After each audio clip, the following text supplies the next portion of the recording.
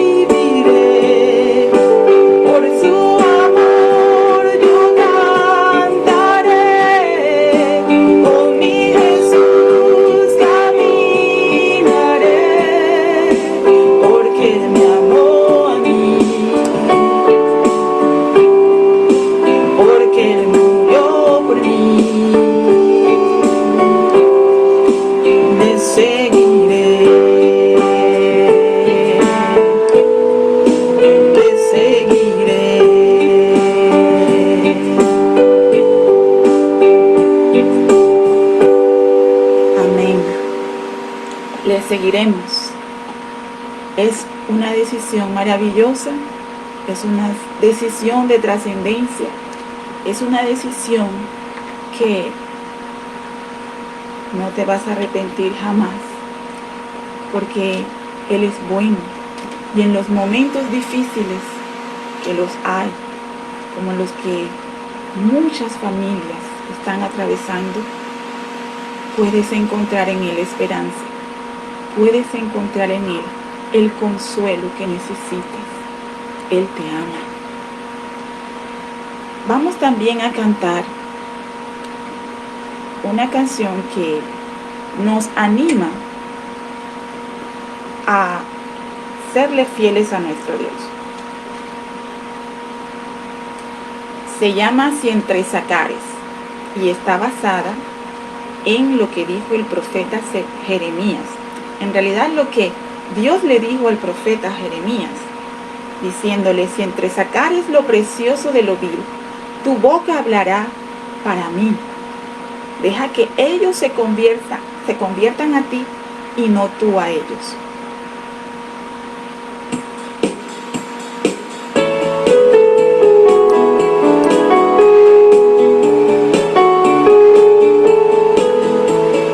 Dios nos ha dado preciosos valores para que seamos como Él. Dejes que el mundo moldee tu camino y dale la gloria al Señor. Si entre sacares lo precioso de lo vil, tu boca hablará para Él. Deja que ellos se conviertan a ti y vive solo para Dios. Si entre sacares lo precioso de lo vil, tu boca hablará para Él. Deja que ellos se conviertan a ti y vive solo para Dios.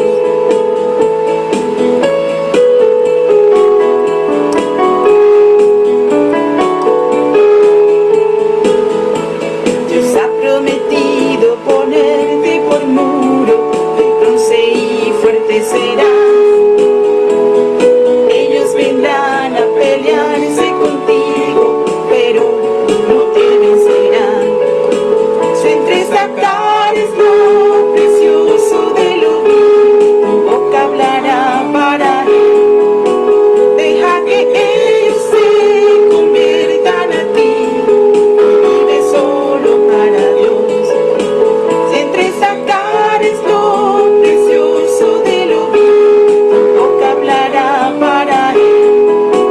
Deja que ellos se conviertan a ti y vive solo para Dios.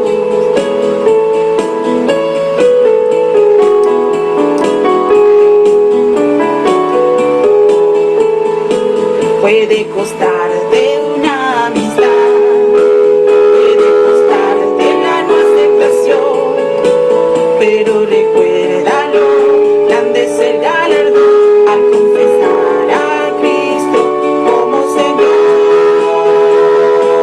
Si entre sacares lo precioso de lo vil, tu boca hablará para Él. Deja que ellos se conviertan a ti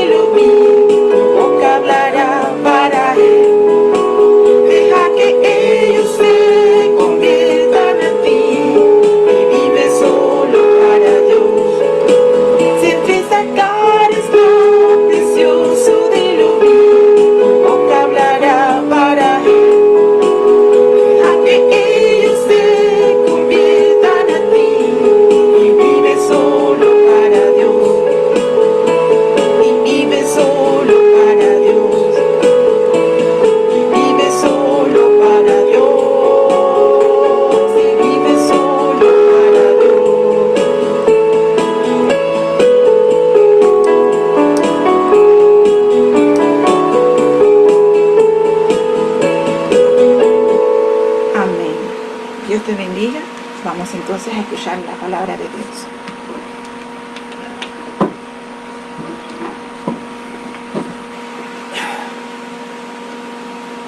Dios le bendiga. Vamos a, ya dijo mi esposa, a escuchar el mensaje de la palabra de Dios, y vamos a pedirle que estén abriendo su Biblia en el Evangelio según Marcos, el capítulo 12, en el versículo 28. Y oremos mientras tanto. Padre, te damos gracias por este tiempo y te pedimos que tú tomes control, que tú dirijas este tiempo, que sea tu palabra, que sea tu Espíritu Santo ministrando a la vida de cada una de las personas que van a escuchar este mensaje. Gracias, Señor. Amén. Vamos a estar leyendo los versículos del 28 al 31 del Evangelio escrito por Marcos. Dice así: acercándose uno de los escribas, que los había oído disputar y sabía que les había respondido bien, le preguntó: ¿cuál es el primer mandamiento de todos? Jesús le respondió: el primer mandamiento de todos es: oye, Israel, el Señor nuestro Dios, el Señor uno es. Y amarás al Señor tu Dios con todo tu corazón, y con toda tu alma, y con toda tu mente, y con todas tus fuerzas. Este es el principal mandamiento. Y el segundo es semejante: amarás a tu prójimo como a ti mismo. No hay otro mandamiento mayor que estos dos. Yo creo que todas las personas, por lo menos los que no se llaman a sí mismos ateos, los que no creen, los que no se creen ateos, porque en realidad no existe ningún ateo, creemos que amamos a Dios.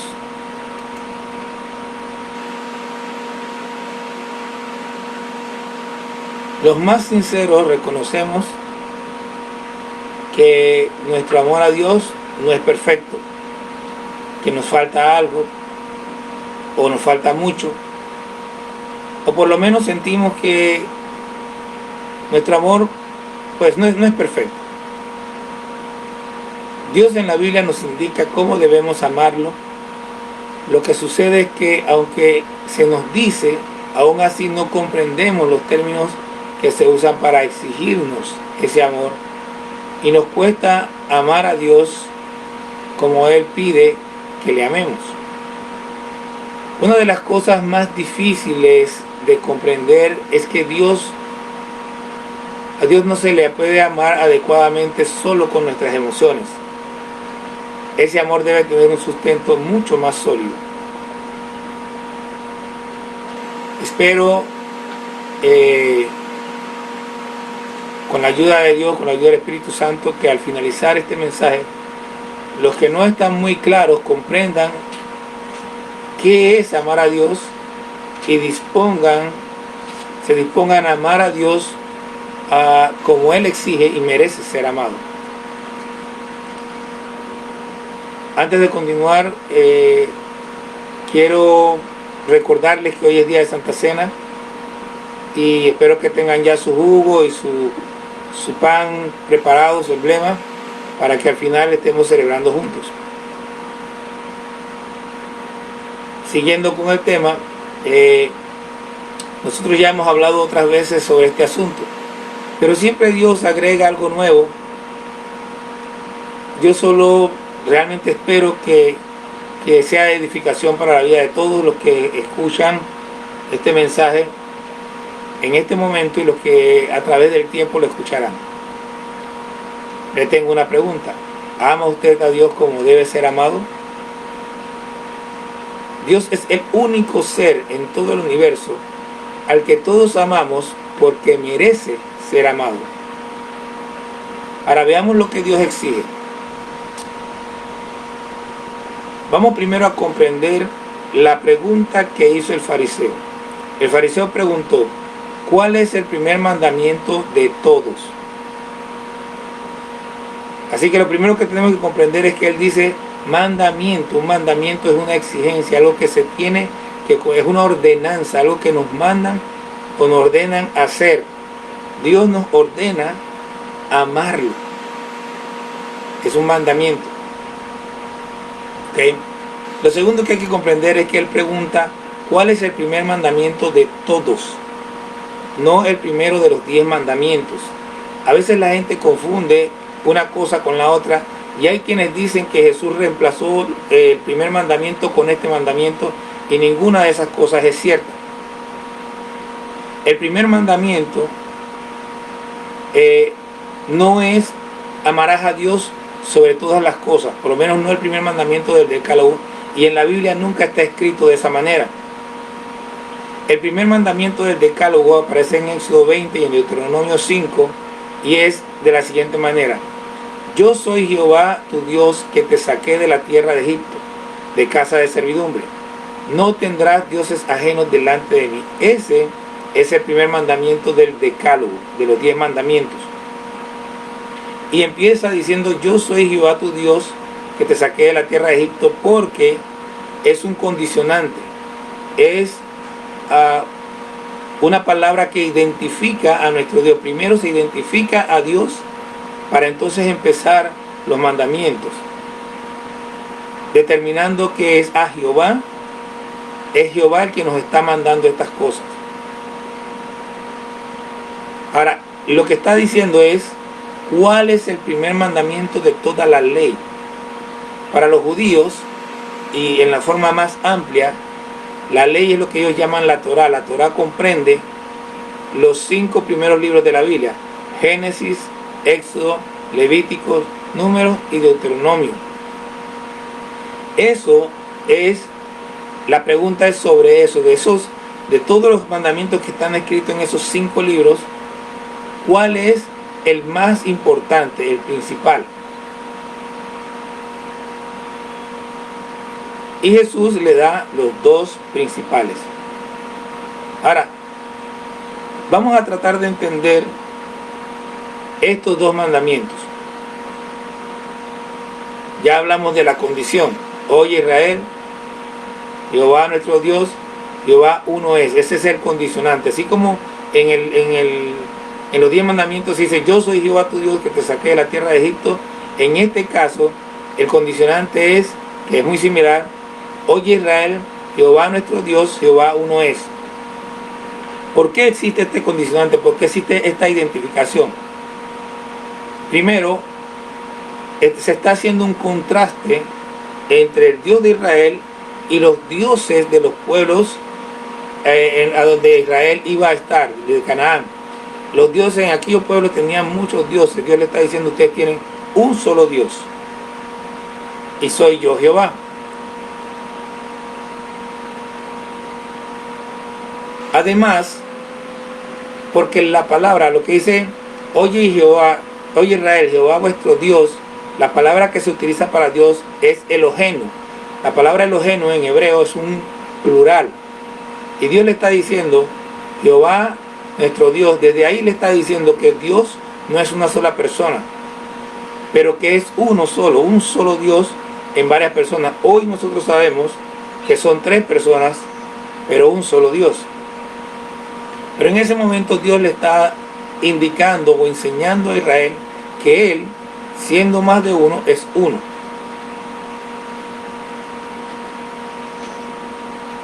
Y lo otro que hay que comprender es que los 10 mandamientos son un resumen de toda la ley. Y estos 2 mandamientos son un resumen de los 10 mandamientos, o sea, un resumen del resumen. Ahora vamos a ver cómo funciona el resumen. El primer mandamiento: amarás al Señor tu Dios con todo tu corazón, con toda tu alma, con toda tu mente y con todas tus fuerzas. Es un resumen de los primeros 4. Si yo amo a Dios con todo mi corazón, con toda mi alma, con toda mi mente y con toda mi fuerza, entonces voy a obedecer estos 4 mandamientos. El primero de ellos es, yo soy Jehová tu Dios, que te sacó de la tierra. Dice, no tendrás dioses ajenos delante de mí.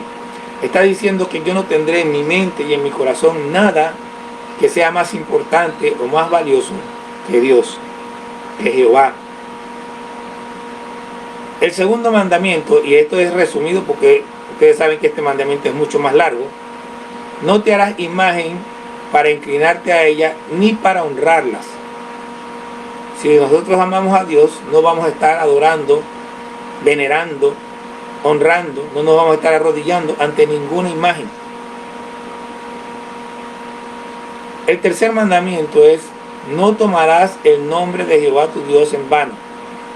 Este es difícil que, o sea, en la esencia pura de este mandamiento es muy difícil que lo rompamos, porque en nuestro entorno, en nuestro normal uso del idioma, no usamos mucho el nombre de Jehová, pero si usamos el nombre de Jesús, y en el nombre de Jesús está el nombre de Jehová. Lo que está diciendo es que el nombre de Dios no es de relajo. No es para estar diciendo: ay Dios mío, ay Jehová, ay Señor Jesús. No, es algo serio. Es como cuando hacen llamadas, de esas llamadas que hacen al 911 de broma, y que la gente viene por gusto. Claro, Dios no va a correr por gusto porque Él sabe, pero es la misma cosa. O sea, estamos mencionando el nombre de Dios sin ninguna razón. Cuando nosotros utilizamos el nombre de Dios, cuando nosotros invocamos a Dios, invocamos el nombre de Jesús, tiene que haber una razón, un propósito realmente de peso. Y el cuarto mandamiento es: santificarás el día de reposo, que en el caso de los 10 mandamientos está hablando específicamente del sábado. Pero el apóstol Pablo, allá en el libro de los Gálatas, nos habla de que nosotros no podemos ser juzgados por el día de reposo que escojamos. O sea, si no escogemos el sábado, dice que nadie te juzgue en comida, bebida, etc., y en día de reposo. Pero Jesucristo dijo que ni un solo mandamiento de la ley pasaría hasta que todo se cumpliera. De tal manera que nosotros no podemos decir que santificar o separar o darle un lugar prevalente al día de reposo no es un mandamiento para hoy. Sí es un mandamiento para hoy, porque entonces lo que Jesús dijo no es cierto. Por lo tanto, en el caso de nosotros, reservamos el domingo como un día santificado, separado para Dios, un día especial para Dios. El segundo mandamiento, que es: amarás a tu prójimo como a ti mismo, resume los siguientes 6 mandamientos del Decálogo. El quinto mandamiento es: honra a tu padre y a tu madre. Ninguna persona que diga que ama, yo conozco gente que dice: no, yo amo a mi padre, yo amo a mi madre, pero le dan unos dolores de cabeza. Eso no es amar, eso no es honrar. El que ama a su padre y a su madre lo honra, hace el esfuerzo y busca la manera de que su padre y su madre no estén pasando dolores de cabeza por causa suya. El sexto mandamiento es: no asesinarás. O sea, no matarás con intención, no matarás porque quieres matar, no matarás por enojo, no matarás con intención de matar. Porque realmente existen los accidentes. Por lo tanto, esto no se refiere a matar por accidente. Se refiere a no matar con intención de matar. El séptimo mandamiento es: no cometerás adulterio. Y ningún hombre que ame a su esposa o mujer que ame a su esposo va a estar, como decimos en panameño, engañándolo. Mi esposa, el esposo de las personas, su esposo es su prójimo, y la forma en que usted lo ama, entre otras muchas, es no engañándolo. El octavo mandamiento es: no robarás. Robar abarca hurtar, defraudar, todas las maneras en que uno se apropia de lo que no es de uno. Yo no me voy a apropiar de lo ajeno si yo amo a mi prójimo. El noveno mandamiento es: no dar falso testimonio, y eso está más que obvio. Yo no voy a testificar mal, yo no voy a hablar falsidades de mi prójimo si yo lo amo. Y el último es un poquito más difícil, es como, así como que se camuflajea, pero dice, no codiciarás, no vas a desear nada que no sea tuyo, que sea de tu vecino, de tu amigo. No vas a desear el zapato, la ropa, el peinado, el gancho de pelo, no vas a desear su camisa, su corbata. No codiciarás nada que sea de tu prójimo. Así Jesús está resumiendo los 10 mandamientos y lo está resumiendo en 2 mandamientos. Ahora, el mensaje de hoy se llama amor en 4 dimensiones. Y vamos a hablar del amar a Dios. Este es el tema que yo quiero que prestemos un poco más de atención. Vamos a hablar de cómo Dios nos manda que le amemos. Jesús dijo, amarás al Señor tu Dios con todo tu corazón. ¿A qué se refiere el corazón? El corazón en este contexto está hablando de nuestro espíritu, la parte más profunda de nuestro ser. El espíritu es la parte que tiene comunión con Dios, o que puede llegar a tener comunión con Dios cuando recibimos a Cristo en nuestro corazón y nos rendimos a Él. Si fallamos en amar a Dios con todo nuestro corazón, fallaremos en todo lo demás. Cuando nosotros recibimos a Cristo como Señor y Salvador, recibimos el Espíritu Santo y Él nos capacita para amar a Dios con nuestro espíritu. En Efesios 3, 16 al 19 encontramos lo siguiente. Dice el apóstol Pablo que él está orando por los gentiles.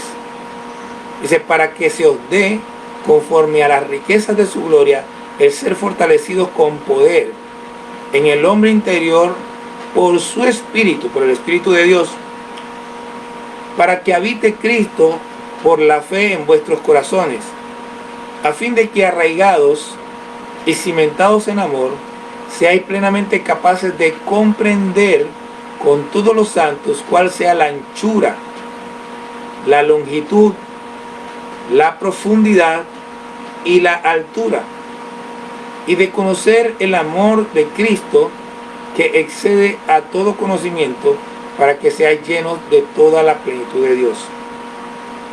Bien, ¿qué está diciendo el apóstol Pablo aquí? El apóstol Pablo está orando para que el Espíritu de Dios nos fortalezca en el hombre interior. El Espíritu de Dios está capacitándonos para que nos capacite para ser morada de Cristo Jesús, para que habite Cristo en nosotros por la fe que nos va dando esa relación con el Espíritu Santo. Luego dice que a fin, o sea, como para que como meta nosotros seamos arraigados y cimentados en amor por la presencia del Espíritu Santo. Y además seamos plenamente capaces de comprender con todos los santos cuál sea la anchura, la longitud, la profundidad y la altura. Esta parte donde está hablando de la anchura, la longitud, la profundidad, está hablando de nuestro ser. Y más adelante cuando vayamos quizás pueda entender esto más claramente, pero está hablando de nuestro ser, de lo que Dios ha hecho dentro de nosotros, de cómo Dios nos ha transformado dentro de nosotros, lo que Él nos ha capacitado para hacer. La anchura se refiere a nuestra capacidad de darnos a Dios. Todo esto se corresponde con el espíritu, con el alma, con la mente y con las fuerzas. La anchura tiene que ver con las fuerzas que damos, con las que nos damos a Dios. La longitud tiene que ver con nuestras emociones entregadas a Dios. La profundidad tiene que ver con nuestra mente dirigida por Dios, y la altura tiene que ver con nuestro espíritu conectado con Dios, quien dirige todas las cosas. Entonces nosotros tenemos que amar a Dios con nuestro espíritu. Pero para eso tenemos que dejar que Dios sea el que more, el que habite, el que dirija todo desde nuestro interior. Luego dice, con toda tu alma. El alma es el asiento de las emociones. La verdad yo tenía muchos problemas para entender el asunto de las emociones porque no entendía la diferencia entre las emociones y los sentimientos.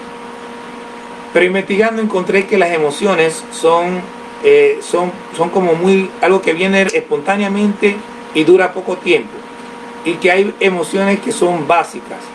Por ejemplo, la rabia o ira es una emoción básica. La vergüenza, la culpa, la alegría, la tristeza y el miedo son emociones básicas.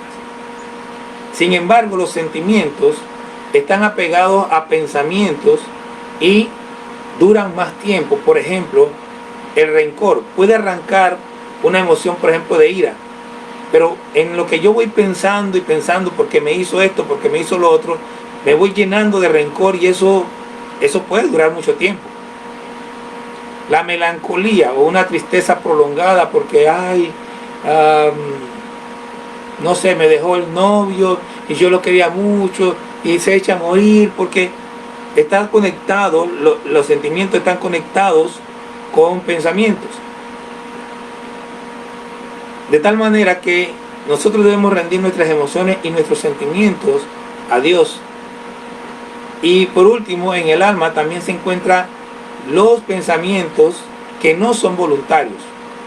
Son esos pensamientos que cuando yo estoy así, de repente quiero hacer una cosa y de repente me vino algo a la mente que yo no estaba ni pensando ni quería. De repente llegó ese pensamiento ahí y yo decido si lo recibo o lo dejo ahí, pero él llegó porque quiso. Eso reside en el alma, eso viene del alma.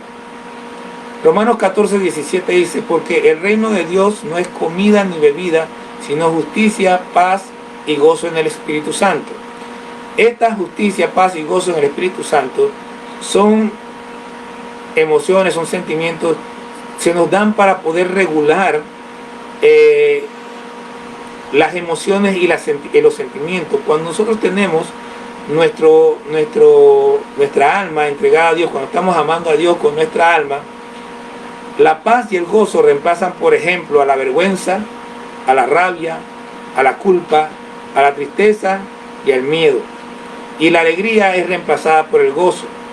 La alegría es algo que viene espontáneo y así mismo se va, pero el gozo es permanente. Entonces, todos los sentimientos estos como rabia, ira, vergüenza, culpa, que son terribles, tristeza, miedo, la paz y el gozo los reemplazan, porque nosotros estamos amando a Dios y Dios nos da eso. Ahora viene la mente. En la mente, ¿qué tenemos? En la mente están los pensamientos voluntarios. O sea, cuando yo de repente me pongo a pensar, voy a hacer algo, hoy voy a cocinar esto, y yo mismo estoy en mi mente trabajando de qué voy a hacer, esos son pensamientos voluntarios. En la mente está la razón. Cuando alguien me dice algo y yo digo, esto me parece que está mal, y empiezo a pensar y a buscar por qué está mal, y empiezo a razonar, eso está en la mente. Y por último está la voluntad. En la mente está la voluntad, o sea, el decidir hacer o no hacer algo. La voluntad, el problema con la voluntad es que a veces se la entregamos a quien no debemos. Se la entregamos a la televisión, se la entregamos al novio o a la novia, se la entregamos al esposo, a la esposa. Nuestra voluntad debe estar entregada a Dios para que Él regule nuestras emociones y nuestros sentimientos, nuestras decisiones sean reguladas por Dios. Segunda de Corintios capítulo 10, versículos 4 y 5, nos dicen de la siguiente manera: porque las armas de nuestra milicia no son carnales, sino poderosas en Dios para la destrucción de fortalezas, derribando todo argumento y toda altivez que se levante contra el conocimiento de Dios, y llevando cautivo todos los pensamientos a la obediencia a Cristo. Esto se hace por voluntad, por decisión. Cuando vienen pensamientos, cuando vienen argumentos que no son de Dios, la mente dirigida por el Espíritu Santo, la mente entregada a Dios, la mente que ama a Dios, analiza esos pensamientos, analiza los argumentos, analiza toda altivez y decide, lo lleva a un contexto bíblico. ¿Qué dice la Biblia sobre esto? ¿Qué dice la Biblia sobre esto? Entonces, de esa manera llevamos todos esos pensamientos cautivos a la obediencia a Cristo. Y cuando descubrimos que no están de acuerdo a la enseñanza bíblica, pues los desechamos. Como decía hace un rato, el problema que tenemos es que muchos han entregado su voluntad a los juegos, a las redes sociales, a esto y a lo otro, y no se la han entregado a Dios. Pero cuando se la entregamos a Dios, Dios nos permite entender las cosas y nos permite desechar lo que no es de Él. Finalmente, amar a Dios con toda nuestra fuerza. Y le voy a decir algo, esto a mí me sorprendió también. Porque cuando hablamos de fuerza siempre pensamos, usted sabe, en músculo, en energía, en hacer y demás. Pero escuche lo que dice, y le voy a dar oportunidad que busque 2 de Corintios capítulo 8. 2 de Corintios, búsquelo conmigo. Capítulo 8.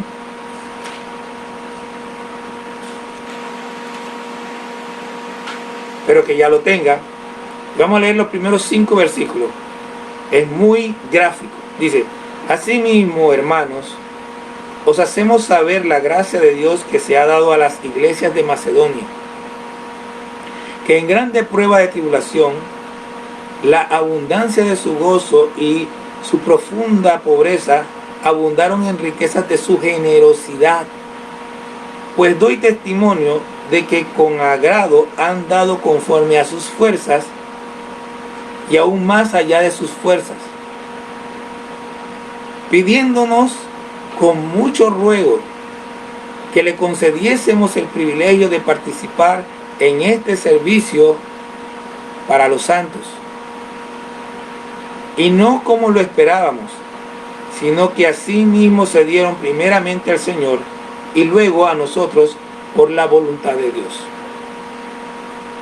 Este es un ejemplo perfecto de lo que es amar a Dios con todas mis fuerzas.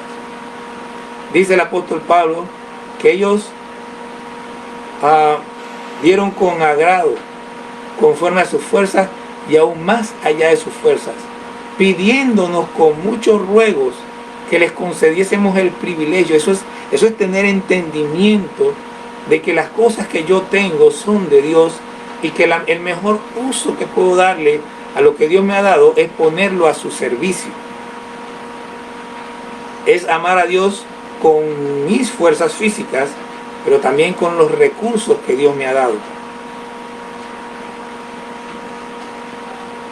Amar a Dios con todo mi corazón, con todo mi espíritu, con toda mi alma, entregando mis emociones a Dios, con toda mi mente, todos mis pensamientos llevados cautivos a la obediencia a Cristo, y con todas mis fuerzas, todos mis recursos físicos y económicos y demás recursos entregados a Dios.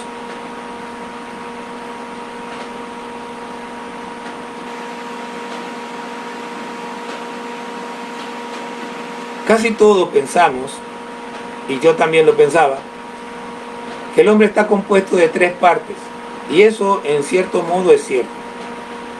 El apóstol Pablo dice que todo nuestro ser está compuesto de espíritu, alma y cuerpo. Eso está en 1 Tesalonicenses capítulo 5 versículo 23. Todo vuestro ser, dice, espíritu, alma y cuerpo. Pero eso es porque se estima que la mente es parte del alma. Mas como también acabamos de ver en este mandamiento, Marcos y también Lucas lo dividen en 4 partes. En fin, sean 3 o 4 partes, aquí está dividido en 4 y las 4 partes tienen que ser entregadas a Dios en amor. El Espíritu Santo capacita a nuestro espíritu para amar a Dios y comunicarnos con Él. El alma, que está compuesta de reacciones que en general no son voluntarias, lo cual quiere decir que no las podemos controlar, por lo menos no podemos controlar que lleguen, sino que ellas llegan cuando quieren por alguna situación. Pero si nosotros se la entregamos a Dios, Él las va a mantener bajo control. La mente contiene nuestras reacciones voluntarias, todas nuestras reacciones voluntarias, las que nosotros entre comillas controlamos. La división entre el alma y la mente tiene una razón, es separar la parte involuntaria de la parte voluntaria, o sea, la parte no voluntaria de la parte voluntaria. En cierta forma, la parte voluntaria de la mente juega un papel quizás el más crucial, porque por ella nosotros decidimos si entregamos todo o nada a Dios. Dios nos dio la voluntad, lo que nosotros llamamos libre albedrío, es esa voluntad de decidir sí o no. ¿Voy a amar a Dios o voy a amar a mi dinero? ¿Voy a amar a Dios o voy a amar más a mi familia? ¿Voy a amar más a Dios? ¿Qué voy a amar? ¿A quién le voy a entregar yo todo mi ser? Con la voluntad nosotros tomamos la decisión. Y finalmente las fuerzas, que se refiere a todos los recursos físicos y materiales, requieren desprendimiento. Requieren que nosotros sepamos que lo que tenemos no es nuestro y no nos aferremos a ello como si se nos fuera la vida si perdemos, no sé, si entregamos nuestro salario, por decir algo, una quincena o un mes de salario, o si entregamos nuestra casa. No le estoy pidiendo su casa, tampoco le estoy pidiendo su salario, estoy poniéndolo solo como ejemplo. Pero nosotros todos, miren lo que habla de los demasiados, dieron con sus fuerzas y aún más allá de sus fuerzas. Cuando yo leo esto, yo pienso, ¿cómo es darse más allá de sus fuerzas? Y me pongo a pensar que quizás, vamos a decir, ellos necesitaban, por poner algo, $100 para la semana, para su comida de la semana. Y tenían $125. Pero dijeron, no, pero es que es muy poco. No le puedo dar solamente $25 al Señor, voy a darle $50 y me quedo con 75 y después veo cómo arreglo en la semana, por decir algo, ¿no? Pienso que más allá de sus fuerzas es algo como eso. Realmente no lo sé, pero él habla de que ellos se dieron a sí mismos, primero a Dios y después a los hermanos. Y yo creo que esa es la clave. La clave es entregarnos nosotros mismos a Dios. Y luego entregarnos a los hermanos. Debido a que esto está escrito aquí, debido a que Dios lo puso y nos lo recalcó, porque aparece en Deuteronomio, aparece en Mateo, aparece en Marcos, aparece en Lucas, cómo se debe amar a Dios, al final ninguna persona tiene excusa. No vamos a tener excusa. Porque Dios nos ha dado la fórmula para que todo nos salga bien. Amarlo a Él primero. Amarlo a Él con todo lo que tenemos. Pero depende de nosotros hacer uso de la voluntad y entregarlo todo a Él. Depende de usted y depende de mí. Espero que haber podido clarificar lo que quise decir, o lo que Dios está tratando de decir con esto. Es importante que la gente comprenda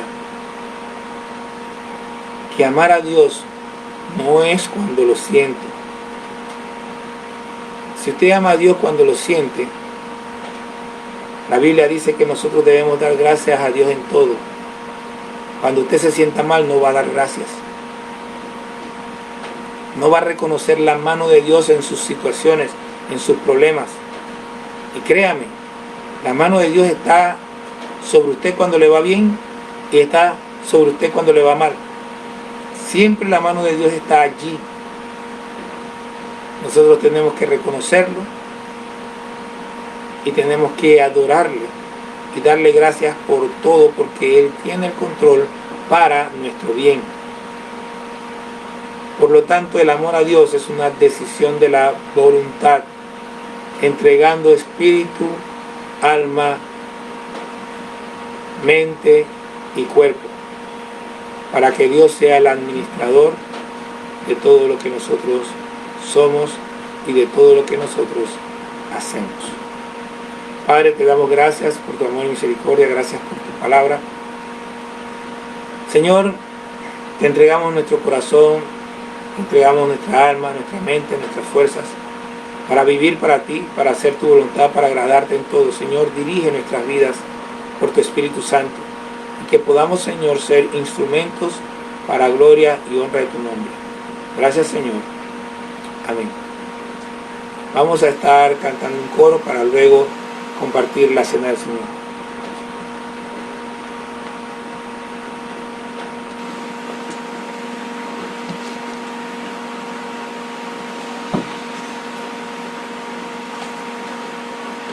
Gracias, hermanos, por mantenerse en sintonía. Damos gracias a Dios por su palabra, ¿verdad? Gracias al Señor por la forma en que nos ha explicado cómo es amar al Señor con todo el corazón, con toda la mente, con toda el alma, con todas las fuerzas. Que el Señor nos ayude a que podamos aplicar estas verdades a nuestras vidas. Porque de la forma en que nosotros, como nosotros amemos a Dios, también el Señor desea bendecirnos. Hay esta palabra que dice: te daré lo mejor del trigo, de la miel de la peña te daré. Derrotaré a tus adversarios, los buscarás y no los hallarás. Vencerás en todos tus caminos, para siempre en el nombre del Señor. Es una palabra que está basada en el Salmo 81, pero está condicionada a la obediencia. Así que vamos a cantar esta canción.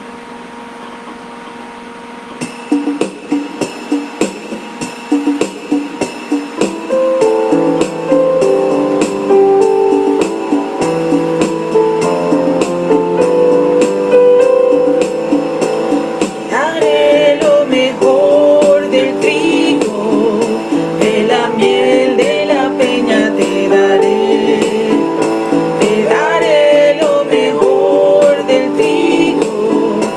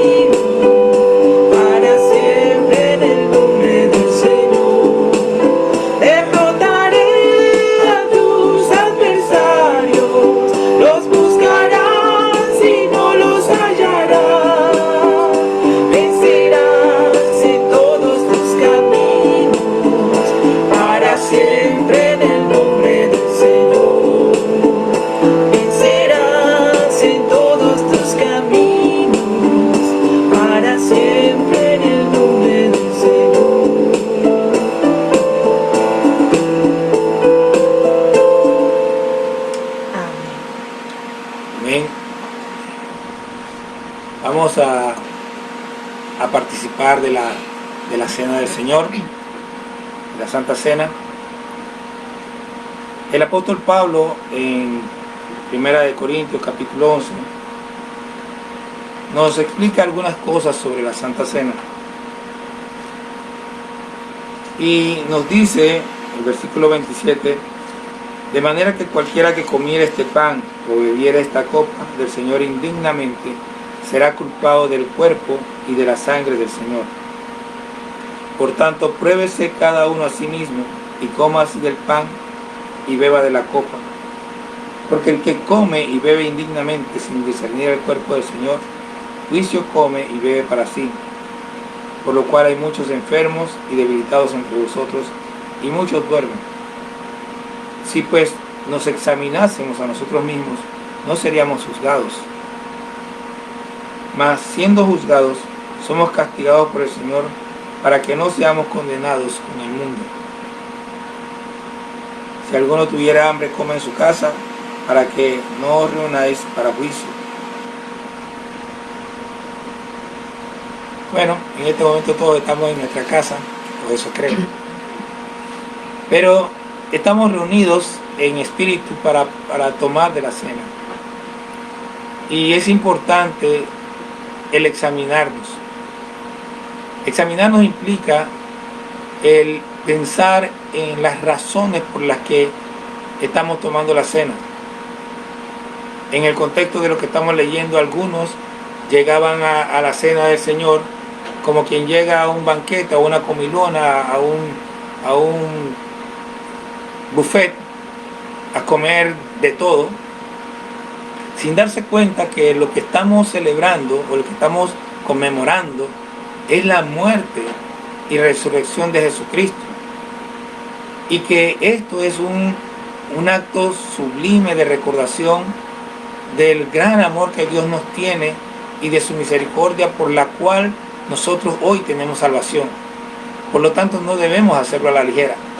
Debemos entender que esto es algo que hacemos primero como un mandato de Dios.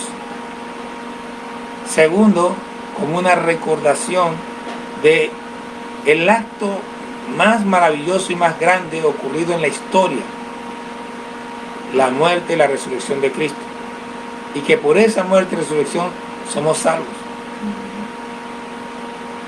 En nuestra denominación la costumbre es que solo participen los que han sido ya bautizados.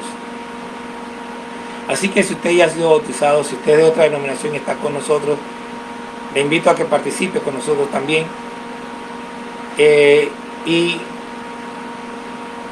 Recordemos este sacrificio hecho por el Señor Jesús, que representa, este mandamiento nos representa, primero, como ya dije, la recordación de la muerte y resurrección de Cristo.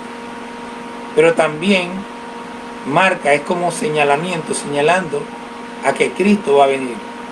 Entonces, cuando nosotros tomamos la cena del Señor, tenemos que recordar lo valioso del sacrificio de Cristo. Y debemos recordar también, tener la fe puesta en la venida de Cristo, en que Cristo ha de venir. Así que vamos a hacerlo como ya hemos hecho otras veces. La persona que es la cabeza de la familia, yo le invito a que sea quien comparta la cena con el resto, que comparta en este momento el emblema del pan con los otros miembros de la familia.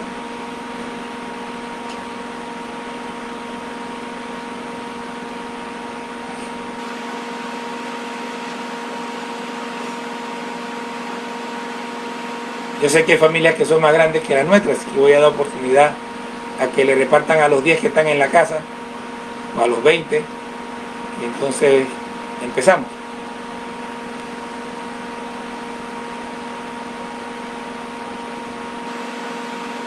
Dice la palabra del Señor.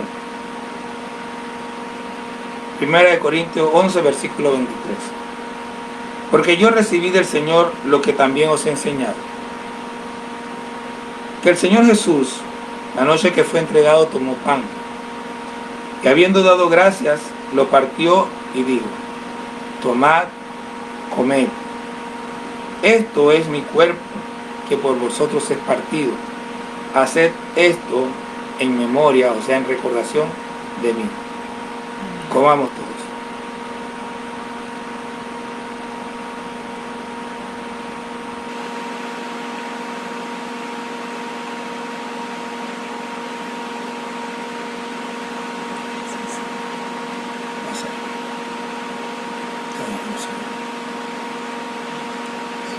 Asimismo, pido al jefe de la familia que reparta la copa o el vaso. A lo mejor tiene vaso y no tiene copa.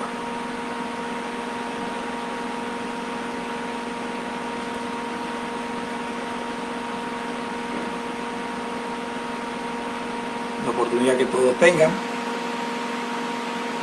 Dice la palabra del Señor, versículos 25 y 26.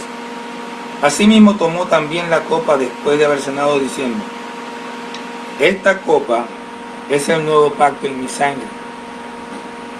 Haced esto todas las veces que la bebiereis en memoria de mí.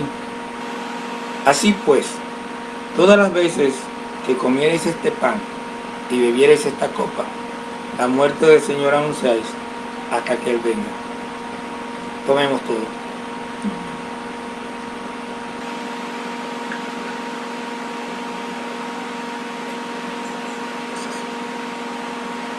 Te damos gracias, Señor, por ese sacrificio perfecto y maravilloso, por el cual nosotros hoy tenemos salvación. Señor, yo te ruego que en este día, Señor, por el poder que hay en ti, por el poder, Señor, que hay en nosotros, que por tu sangre somos curados, sanados, Señor, tú extiendas tu mano, Dios, y estés sanando, Señor, a toda persona. Si alguien tiene COVID, Señor, se ha quitado el COVID. Si hay alguna otra enfermedad, Padre Santo, sea eliminada. Oh Dios, en el nombre de Cristo Jesús, te pedimos, como hemos venido orando por Mireya Grajales, por George Bradway, para que tú, allá donde ellos están, Señor, extienda tu mano y termine la obra de sanidad que iniciaste, Dios. Oramos por Edison Cruz también, Señor, para que tú, oh Dios, envíes sanidad a este hombre. Señor, el enemigo quiere mantenerlo atado, Señor, a las medicinas, pero tú eres poderoso para librarlo, Dios. Señor, manifiéstate a su vida, te lo pedimos en el nombre de Jesús. Te pedimos que te manifiestes a la vida, Señor, de cada persona que está escuchando. Que tú obres, Señor, en las familias de Willy. Ora, Señor, en la familia de Joana específicamente, Señor, en su situación. Señor, que ella vea tu mano poderosa, Señor, en el nombre de Cristo Jesús. Toca la vida de su esposo, Señor, la vida de sus hijos, Señor, y la vida de ella. Fortalece su fe cada día, Dios. Te lo pedimos en el nombre de Jesús. Y te damos gracias por este tiempo y por tu sacrificio perfecto. Gracias, Señor. Amén. Hermanos, que Dios les bendiga. El martes tenemos nuestra reunión para seguir con la enseñanza del Evangelio de Juan. Y vamos a tener este tiempo especial, no se lo pierda. Vamos a estar en el capítulo 12 del Evangelio de Juan. Y quiero invitarle a que esté con nosotros y participe. Y entre todos vayamos aprendiendo sobre los evangelios, sobre el Evangelio de Juan, sobre la palabra de Dios.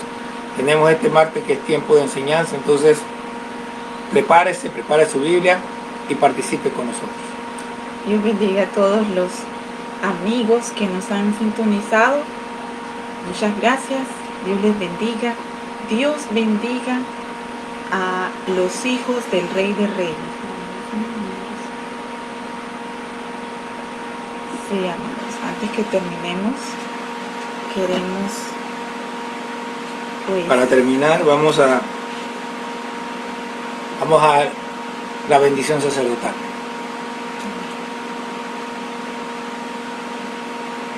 Elena, hoy sí. Jehová te bendiga y te guarde. Jehová haga resplandecer su rostro sobre ti y tenga de ti misericordia. Jehová alce sobre ti su rostro y ponga en ti paz. Señor, bendice a este pueblo y glorifícate en su vida, Señor, que vean tu mano poderosa en este día. Gracias, Señor. Amén. Dios les bendiga. Amén, hermanos. Dios los bendiga.